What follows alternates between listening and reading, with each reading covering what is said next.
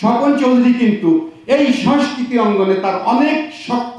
অনেক ভিত তার অনেক শক্ত। সেই আক্রমণে প্রায় পাকিস্তানি যুদ্ধজাহাজ, নৌসেনা যারা তাদের মনোবল হারিয়ে ফেলেছিল এই যুদ্ধে, স্বাধীনতা যুদ্ধে, এবং সেইখানে খুব সাকসেসফুলি যে পাকিস্তানের যে এই হামলাটা করেছিল,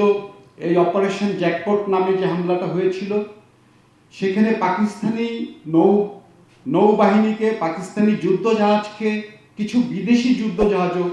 তাদেরকে সহযোগিতা করতে এসেছিল, সেগুলোও কিন্তু সেই সময় ভয় পেয়ে গিয়েছিল এবং সারা বিশ্বকে কাঁপিয়ে দিয়েছিল। বাংলাদেশের নৌসেনারা, এমন একটি ঘটনা হয়েছিল যে অপারেশন জ্যাকপট সারা বিশ্ব কেঁপে উঠছিল,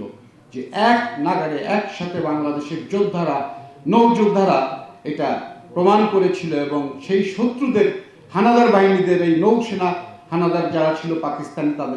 তাদের ভিড় কাঁপিয়ে দিয়েছিল এবং বাংলাদেশের স্বাধীনতা অর্জনের অনেকটাই মনোবল, মুক্তিযোদ্ধাদের মনোবল চাঙ্গা হয়েছিল এই ঘটনার মাধ্যমে।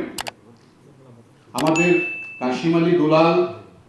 গল্পটি সাজিয়েছেন, আপনারা জানেন, আপনারা হয়তো শুধু শুনেন যে কাশিম আলী দুলাল চলচ্চিত্রের একজন গল্প লেখে। কাশিম আলী দুলাল কিন্তু সত্যিকার অর্থে, যদি অনেকেই অনেক সময় অনেক কথা বলে, হ্যাঁ চলচ্চিত্রের লোক কি লিখবে, কি রাখবে, কি করবে, কাশিম আলী দুলাল একাধিক সুপার ডুপার হিট চলচ্চিত্রের কাহিনীকার এবং যার শিক্ষাগত যোগ্যতা যদি আমরা ধরি,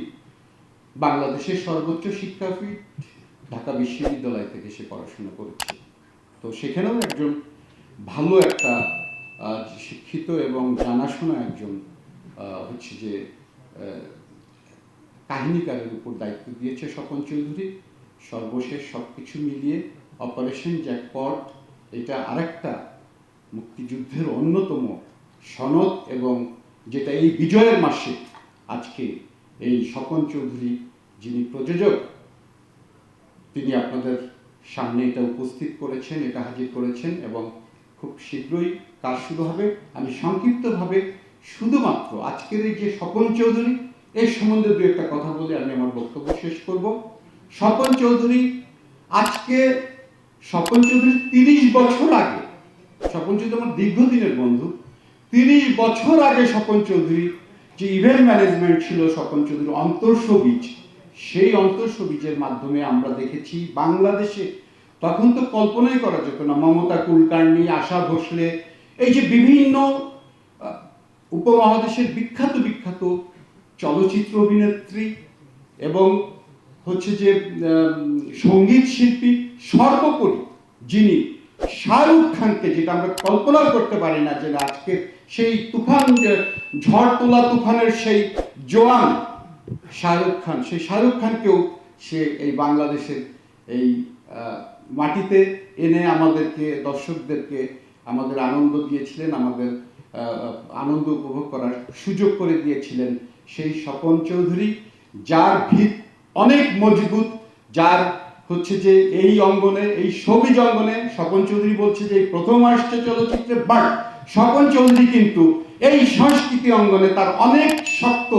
অনেক ভিত তার অনেক শক্ত, এবং সেই শক্ত হাতে আমি মনে করি যে আজকের এই চলচ্চিত্র সে যে হাল ধরেছে এটা সার্থক এবং একটা ইতিহাস হয়ে, আমাদের একটা